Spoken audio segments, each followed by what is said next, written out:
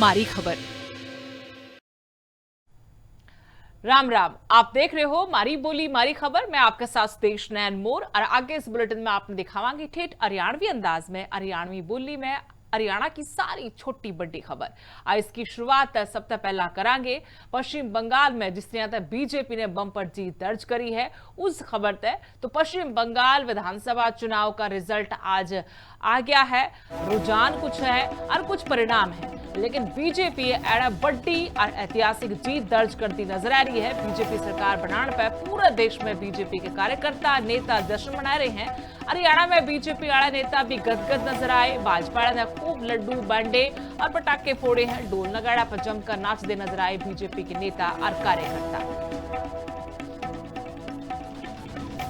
फरीदाबाद, नरवाड़ा, यमुनानगर, करनाल, कुरुक्षेत्र की 5 तस्वीर आपने दिखा रहे हैं, जड़े अलग अलग जगह पर बीजेपी कार्यकर्ता नेता मौजूद रहे। और उनने पश्चिम बंगाल में जो बड़ी और ऐतिहासिक जीत भारतीय जनता पार्टी की इस बार के विधानसभा चुनाव में हुई है, उसने लेकर खूब खुशी मनाई गई, ढोल नगाड़े बजाए गए, मिठाई खुआई गई और जमकर नाचते भी नजर आए बीजेपी के कार्यकर्ता।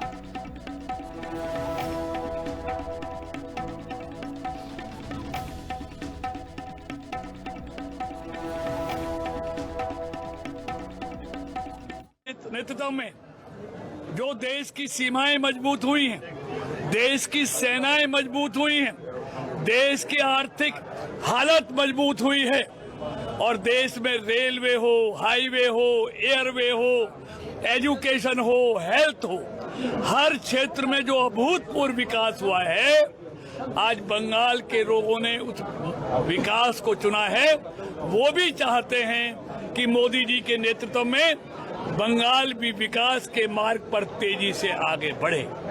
और आप देखिए, इन लोगों ने इस देश में धर्म के आधार पर, तुष्टीकरण के आधार पर वोट बटोरने की कोशिश की, उसका खामियाजा उनको भुगतना पड़ा है।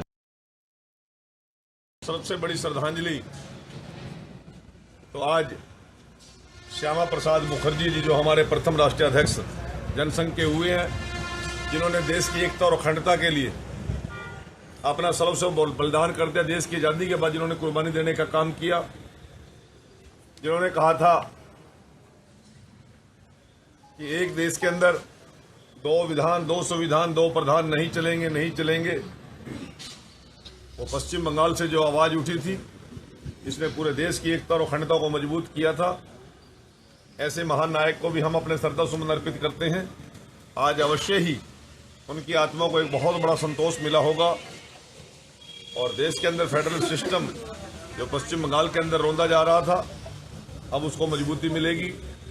पश्चिम बंगाल के प्रत्येक मजदूर, किसान, व्यापारी, कर्मचारी, युवा, महिला, सभी को सम्मानजनक हम सरकार देने का काम करेंगे। और जो वर्षों वर्षों की लूट खसूट और टीएमसी ने जो वातावरण वहां पर पैदा कर रखा था, अवश्य ही गुंडा राज से हमें छुटकारा मिलेगा।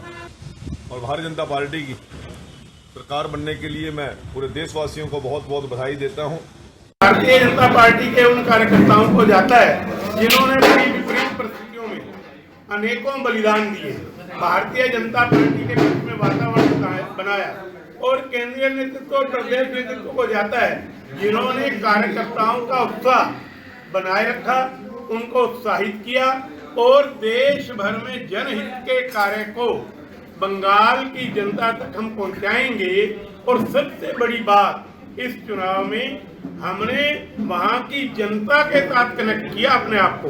भारतीय जनता पार्टी ने जनता के साथ अपने आप को कनेक्ट किया, तो उसका परिणाम ये निकला कि हम पूर्ण बहुमत की नहीं, 2/3 बहुमत की सरकार बनाने की ओर अग्रसर हैं। देश के प्रधानमंत्री नरेंद्र मोदी जी के मार्गदर्शन में, अपने हमारे मिनिस्टर आदरणीय श्री अमित शाह के मार्गदर्शन में, हमारे राष्ट्रीय अध्यक्ष आदरणीय नवीन जी के मार्गदर्शन में अब पूरे देश के अंदर किस प्रकार से आज स्टेटों के इलेक्शन हुए, उसके अंदर आज हमने वेस्ट बंगाल के अंदर बड़ी भारी जीत करी है। इसके तरह आसाम के अंदर भी बहुत बड़ी हमें भारतीय जनता पार्टी को जीत मिली है और पंडिचेरी के अंदर भी बहुत बड़ी हमें एक जीत मिली है। आज उस खुशी में कार्यकर्ता करते हुए मैं आज देशवासियों को जनता को बहुत बहुत मुबारकबाद दूंगा, जिनके मार्गदर्शन में आज हमें भारतीय जनता पार्टी में विश्वास रखकर आज भारतीय जनता का नाम रोशन किया है और देश के प्रधानमंत्री के हाथ मजबूत किए हैं। वो मोदी जी की नीति, नियम, कायदे, विश्वास की जीत है और ये विश्वास आज बंगाल की जनता को हुआ है कि जो 15 साल से वो लोग झेल रहे थे उसका अंत आज उन्होंने कर दिया है और देश जिस गति से आगे बढ़ रहा था, बंगाल उससे भी आगे गति से आगे बढ़ेगा। मैं बंगाल के सभी प्रचंड जीत पर सभी को बधाई देते हुए बहुत बहुत आभार व्यक्त करती हूं। आदरणीय प्रधानमंत्री नरेंद्र मोदी जी के नेतृत्व में जिस प्रकार से पूरे देश में विकास कर रही है, तो बंगाल की जैसे राज्य में भी जो बिल्कुल पिछड़ चुका था, कई योजनाएं जो जिनका लाभ उनको मिलना चाहिए था वो नहीं मिल रहा था, तो आज इतनी बड़ी जीत वहां पर हो रही है। तो मैं बंगाल की जनता का, पुडुचेरी की जनता का और असम की, वहां पर भारतीय जनता पार्टी जीत रही है और दूसरे जो दो राज्य हैं उनमें भी भारतीय जनता पार्टी दूसरे समझौते में थी, वहां भी भारतीय जनता पार्टी का जो रिजल्ट है वो अच्छा रहा है। तो मैं विशेष तौर से बंगाल की जनता को बहुत बहुत बधाई देता हूं और धन्यवाद भी करता हूं कि उनकी मेहनत आज रंग लेके आई। खबर में आगे बढ़ांगे। सोनीपत का दौरे पर आज मुख्यमंत्री नायब सिंह सैनी रहे। निकाय चुनाव खातर सीएम नायब सिंह सैनी ने धुआंधार चुनाव प्रचार किया। 22 वार्डा में करीब 20 न्यारे प्रोग्राम उनके दर राखे थे और एड जमकर प्रचार करते नजर आए मुख्यमंत्री। बीजेपी के उम्मीदवार खातर वोट मांगे और खास अपील भी मुख्यमंत्री ने करी। मुख्यमंत्री ने लोगों तक खास अपील करी। निकाय चुनाव में बीजेपी का साथ देने की अपील मुख्यमंत्री की तरफ तो हुई है। निकाय चुनाव जीत दे कहा कि ट्रिपल इंजन की सरकार बन जाएगी। ट्रिपल इंजन सरकार तय कामा में 3 गुना तेजी आवेगी।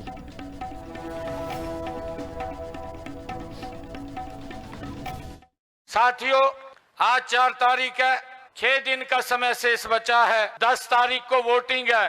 आज जो रिपोर्ट, जो लोगों की भावनाएं हमारे पास आ रही हैं, वो सोनीपत के अंदर एक तरफा जीत कमल के फूल की, हमारे यहाँ से राजीव जैन और कुणाल कौशिक जी का आप सबका आशीर्वाद इनको भरपूर मिलने वाला है। हरियाणा प्रदेश के लोगों के साथ साथियों 217 संकल्प लिए थे और मुझे गर्व है बताते हुए कि हमने 217 संकल्पों में से मात्र 1.5 वर्षों के अंदर साथियों 63 संकल्पों को हमने पूरा कर दिया है और 153 संकल्पों पे गति से काम चल रहा है। ये जो बात हम बोलते हैं, आदरणीय नरेंद्र मोदी जी के नेतृत्व में हमारी सरकार, ये डबल इंजन की सरकार, उसको पूरा करने का काम करती है। अब ये ट्रिपल इंजन की सरकार आप लोगों ने बनानी है। ये डबल इंजन की सरकार जब ट्रिपल इंजन में परिवर्तित होगी, एक एक वायदा आपका पूरा करने का काम ये हमारी सरकार का है। गति से हम उसको पूरा करेंगे। आईडीएफसी बैंक घोटाला में तगड़ी कार्रवाई हुई है। बैंक घोटाला में बिजली निगम का सीएफओ बर्खास्त कर दिया गया। फर्जी खाते खोलकर 50 करोड़ का हेरफेर कर रखा था। यूएचबीवीएन ने सीएफओ अमित दीवान की छुट्टी कर दी। सारा मामला सरकारी पिस्सियां की हेराफेरी से जुड़ा है। यह बड़े स्तर पर गड़बड़ी करी गई थी। इसकी तरफ तय पहला एसीबी जांच कर थी और ईब के सीबीआई तेईस दे रखा है। अमित दीवान ईब अंबाड़ा की सेंट्रल जेल में बंद है। 18 मार्च ने अमित दीवान गिरफ्तार किया था। मुख्य आरोपी रिभव ऋषि गेल्या 60 गांठ के आरोप थे। चंडीगढ़ के सेक्टर 32 में 2 फर्जी खाते खुलवाने का आरोप लग गया था और ईबी इस मामले में और बड़ी कार्रवाई कर दी। सीएफओ बर्खास्त कर दिया गया है।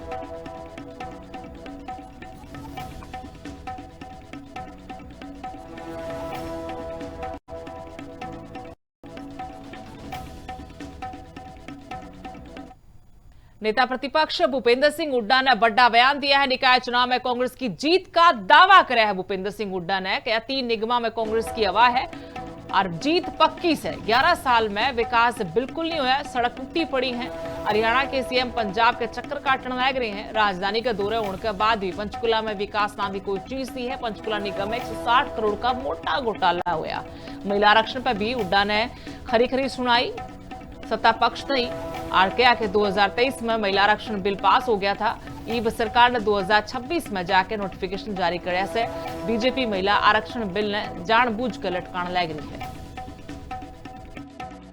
3 जगह कॉर्पोरेट के चुनाव हो रहे हैं, पंचकुला, अंबाला, सोनीपत, और जो अब तक की रिपोर्ट रिपोर्ट हमारे पास, लोगों का मन बिल्कुल साफ आ रहा है कि ये कांग्रेस की तरफ से है, क्योंकि 11 साल से ज्यादा इनको हो गए, कोई किसी शहर का कोई विकास नहीं हुआ।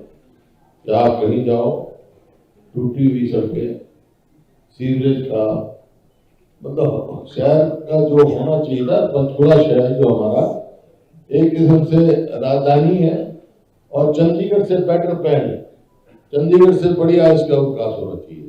ये पिछले 11 साल में पूरी तरह ये पिछड़ गया हमारा शहर। इस वास्ते जो हम अब यहाँ ऐसा उम्मीदवार चाहिए जो लोगों की आवाज उठा सके, लड़ाई लड़ सके। ये कहते 3 इंजन सरकार, 3 इंजन की सरकार जो है, हमारे मुख्यमंत्री जी पंजाब में जा रहे हैं, हरियाणा को देखो, हरियाणा को देखें, हरियाणा को देख लेंगे तो पंजाब में एक भी वोट नहीं मिलेगी बीजेपी। आप स्वयं देख रहे हैं, बैंक का घोटाला, कॉर्पोरेशन का 160 करोड़ रुपया का पता ही नहीं कहाँ है, कैसे है भाई, क्यों उस बैंक में दिया। महिला आरक्षण में लटकाने का काम बीजेपी कर रही है। अब 2023 में कांग्रेस ने भी क्या, सब सारी पार्टियों ने, सिर्फ 2 सांसदों ने खराब वोट दिए। ये बिल पास हो गया, कानून बन, पब्लिकेशन होगी, पब्लिश हो गया, गजट पब्लिश हो गया, फिर उसमें एक लाइन लिख दी उन्होंने कि भाई ये लागू होगा जब से नोटिफिकेशन हो। नोटिफिकेशन भी अब 26 में गया, 3 साल के बाद। अब नोटिफिकेशन होने के बाद महिला बिल लागू है, महिला कानून लागू है। इसी वास्ते हमने तो अपनी तरफ से पूरा कर दिया। 5 हमारे कॉर्पोरेशन वो है, उनके इलेक्शन है, 5 में से 4 महिला उम्मीदवार है हमारी कांग्रेस पार्टी की। हरियाणा की राजनीति में तगड़ा भूचाल आ रहा है। रेखा शर्मा की टिप्पणी पर पार्टी में भितरले खाने में अगर देखा जाए तो खूब जुतम पजार हो रही है। पार्टी के 2 बड़े दिग्गज आमी सामी हो रहे हैं। कुलदीप बिश्नोई ने अपने पिताजी की इज्जत पर सीधी चेतावनी दी है। रेखा शर्मा और बड़ौली तई माफी मांगने की बात कही है। प्रदेश अध्यक्ष ने इसे पार्टी के कायदे कानून तोड़ने ही बताया कि इस तरह तक बात नहीं धरनी चाहिए थी। बिश्नोई ने नोटिस थमान तक के इशारे करे हैं। रेखा शर्मा ने कहा कि कोई निजी बात नहीं कही थी और बात ओड़े खत्म हो जानी चाहिए थी। जरूरी को नहीं कि जिसा बाबू है उसा बेटा भी हो जाए।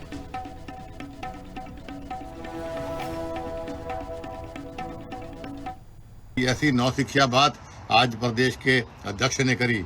बड़े खुले शब्द में मैं उसकी निंदा करता हूं, विरोध करता हूं इस बात का।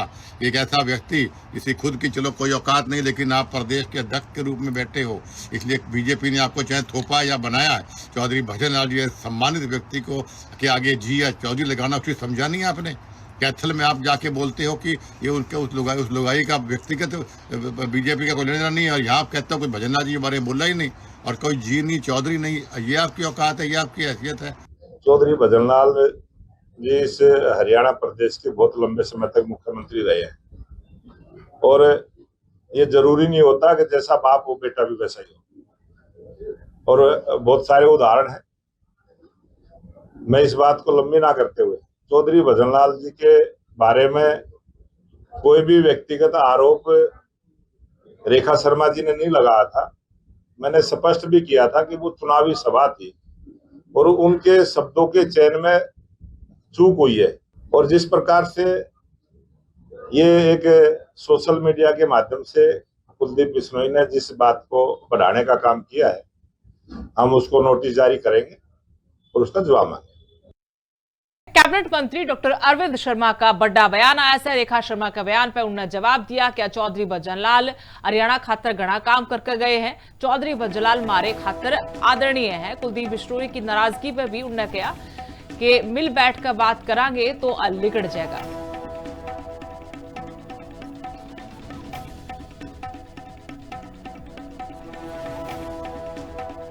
देखिए, वो तो मेरा ख्याल में उन्होंने अपनी बात आगे रखी होगी, लेकिन मैं जो मेरी व्यक्तिगत राय मैं ये कह सकता हूँ, चौधरी भजन लाल जी बहुत ही सम्मानित, हरियाणा के लिए उन्होंने बहुत कुछ किया है, वो हमारे बहुत सम्मानित है, बहुत ही सम्मानित, बहुत ही आदरणीय।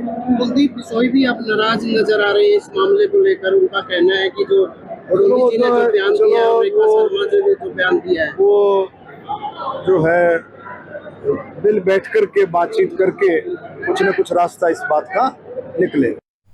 इस साथ कांग्रेस के सांसद जयप्रकाश ने भी बयान देकर बड़ा धमाका कर दिया है। सांसद रेखा शर्मा का बयान पर भड़क गए हैं जेपी के चौधरी व जनलाल पर टिप्पणी करना कतई गलत है। बीजेपी की आदत बन गई है, जो जी मावा है वो एक कहते हैं बदमाशा वाले बयान पर बीजेपी खाट खड़ी कर देंगे। सारे पुराने मुख्यमंत्री इज्जत की हकदार हुए से राजनीति में अपनी हद में रहने की जरूरत से। बीजेपी बस वोटा खातर कुछ भी बोल सका है, उसने समाज का भाईचारा तक कोई मतलब नहीं है।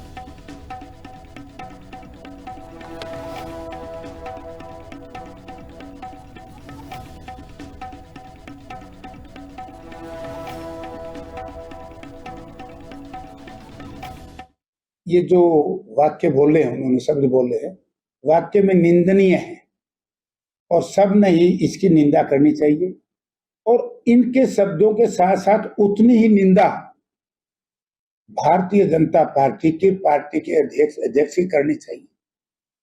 मुझे कल आज अखबार में पढ़ा कि उनके व्यक्तिगत शब्द उनको गलत नहीं बोला।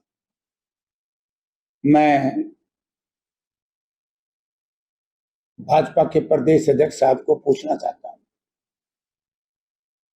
पार्टी के मंच के ऊपर जो भाषण होते हैं वो व्यक्तिगत नहीं,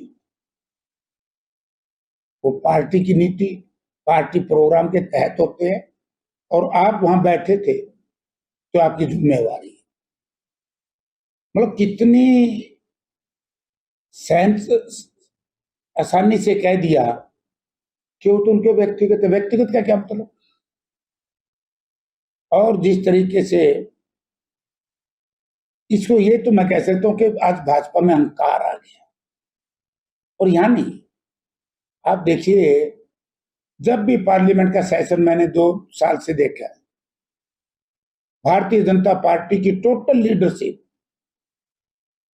पंडित नेहरू जी से लेकर के सोनिया जी तक, अब तो प्रियंका जी और राहुल गांधी जी, इस तरह का इतने घमंडी, अव्यवहारिक, अमर्यादित भाषा का इस्तेमाल करते हैं जिसकी कोई हद नहीं। हरियाणा में कांग्रेस के एक नेता तई धमकी भरी कॉल आई है। सचिन कुंडू तय 5 करोड़ रुपए मांगे गए हैं। 5 करोड़ खातर यह फोन किया गया, क्या के पीछे मिल गए तो ठीक है, जब पीछे नहीं दी तो पूरे कुटुंब ने मार देंगे।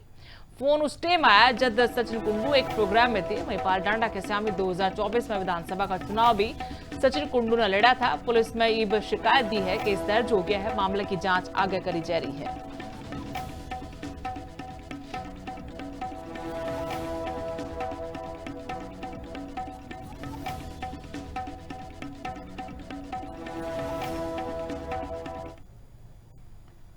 इस बार के राज्यसभा चुनाव में कांग्रेस के विधायक जर्नैल सिंह पर आरोप लग गया कि उनने क्रॉस वोटिंग करी है और क्रॉस वोटिंग के बाद पार्टी ने उन पर एक्शन भी लिया, लेकिन ईब खुल्लम खुल्ला बीजेपी के समर्थन में वो आए लिए हैं और इस करके उनकी ठाट भी पूरी हो रही है। फतेहाबाद के रतिया में गौशाला खातर खजाना का मुंह खुला। 14 गौशाला में 1 करोड़ 71 लाख रुपया के चेक बांटे गए। कांग्रेसी विधायक जर्नैल सिंह इस मौके पर मौजूद रहे। जर्नैल सिंह ने सीएम सैनी की भी खूब तारीफ करी। क्या सरकार सारे कुटुंबन है साथ लेकर विकास कर रही है प्रदेश का। गौशाला का बजट 10 करोड़ तक बढ़ाकर सीधा 600 करोड़ रुपए सरकार ने कराया है। सोलर पैनल पर सरकार 90% छूट दे रही है। बिजली का भी झंझट है जो खत्म कर दिया। गौशाला का सुधार और सौर ऊर्जा पर पूरा का पूरा जोर दे रखा है। कुल मिलाकर सरकार और मुख्यमंत्री की तारीफ में खूब कसीदे पड़े हैं जर्नैल सिंह ने और खुलकर बीजेपी के हक में भी बोल दे रहे हैं। सब तो ज्यादा धन्यवाद करता मैं गौ माता का और साडे ओजस्वी मुख्यमंत्री श्री नायब सिंह सैनी जी का। रतिये दे विकास दी गड्डी जिहड़ी है, विकास दी गड्डी उन पटड़ी दे उत्ते चल पई है और शुभ काम माननीय मुख्यमंत्री जी ने मेरे हाथों गौ माता की सेवा वास्ते करे। बहुत बड़ा मैं उन्हों का किहड़े शब्दों के नाल जिहड़ा है मैं उन्हों का धन्यवाद करा, मेरे लवे शब्द नहीं। ऐसा मुख्यमंत्री नायब सिंह, नाम भी नायब और काम भी नायब, सब तो वधिया जिहड़ा है मुख्यमंत्री नायब सिंह। हरियाणा की सरकार अगर हम याद करें एक समय आज से 15 साल पूर्व का, 10-12 साल पहले का, गौशालाओं में किस प्रकार से दयनीय हालत थी। और आज हम गौशालाएं देखिए, न केवल रखी है पूरे हरियाणा की, जिस प्रकार से हरियाणा की सरकार ने आदरणीय मनोहर लाल जी हमारे पूर्व में मुख्यमंत्री रहते हैं, उनके नेतृत्व में आदरणीय नरेंद्र मोदी जी के आशीर्वाद से और उसी परंपरा को आगे बढ़ाते हुए आदरणीय नायब सिंह सैनी जी की सरकार मात्र 10 करोड़ रुपए का बजट 2014 के अंदर गौ माता के लिए मात्र 10 करोड़ रुपए का बजट होता था, जो 600 करोड़ रुपए सालाना का बजट हो चुका है। हरियाणा की सरकार ने 68.34 करोड़ रुपए का चेक पूरे हरियाणा के अंदर आदरणीय मुख्यमंत्री जी ने सभी गौशालाओं को देने का काम किया है। उसी कड़ी के अंदर आज चेक वितरण हेतु आप सबके बीच में आए हैं। अग्रवाल वैश्य समाज के प्रदेश अध्यक्ष बने हैं अशोक बुवानीवाड़ा। कैथल में अशोक बुवानीवाड़ा का नागरिक अभिनंदन किया गया। लगातार 9वीं बार प्रधान बनने पर जोरदार स्वागत उनका होया है। समाज की पगड़ी का मान कदे भी कह के मैं जुगड़ नहीं दूंगा। अशोक बुवानीवाड़ा ने एकता पर भी जोर दिया, कहा कि मतभेद उसके हैं पर मनभेद नहीं। निकाय चुनाव में समाज के पक्ष में वोट गिरने की भी अपील करी उनकी तरफ से, क्या कि हर मानस तक पहुंच के वोट पक्की करांगे।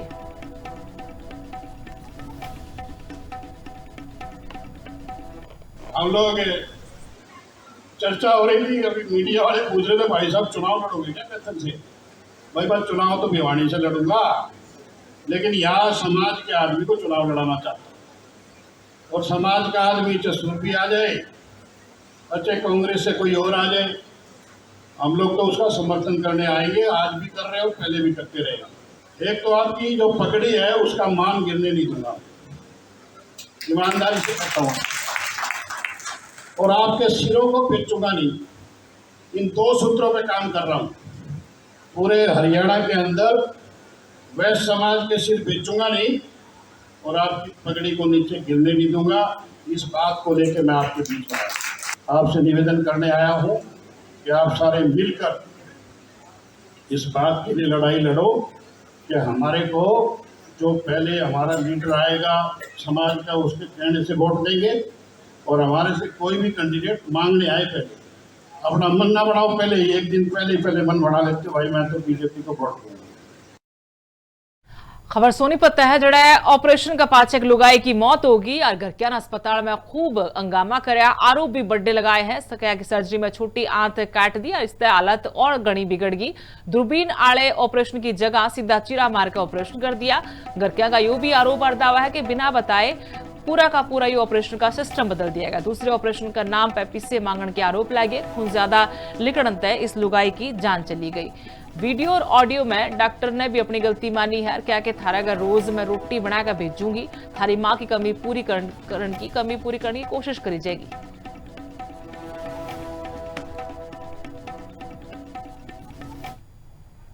मेरी माता जी का नाम संतोष था, मेरा नाम रोहित है और निदान हॉस्पिटल में एडमिट करवाई थी। 25 तारीख को हम गए थे, तो उन्होंने उनसे बात कर कहे थे दूरबीन के ऑपरेशन की। 26 तारीख को उन्होंने ऑपरेशन की बोल दिया। 26 तारीख को ऑपरेशन में लेके गए, तब दूरबीन की बात हुई थी। उन्होंने हमसे बिना बताए ओपन सर्जरी कर दी। फिर 31 तारीख को सुबह इन्होंने कभी कहीं बुला रहे हमें, कभी कहीं बुला रहे हैं, और फिर उन्होंने बोला कि बीपी नहीं उठ रहा, और जो इन्होंने अपने कागज दे रखे उनमें अटैक का दिखा रखा है कि उनको अटैक आया है। और 31 तारीख को 12:30 बजे मेरी माता जी एक्सपायर।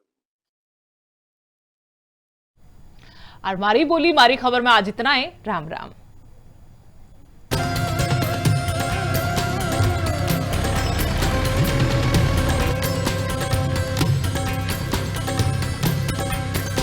मारी बोली मारी खबर।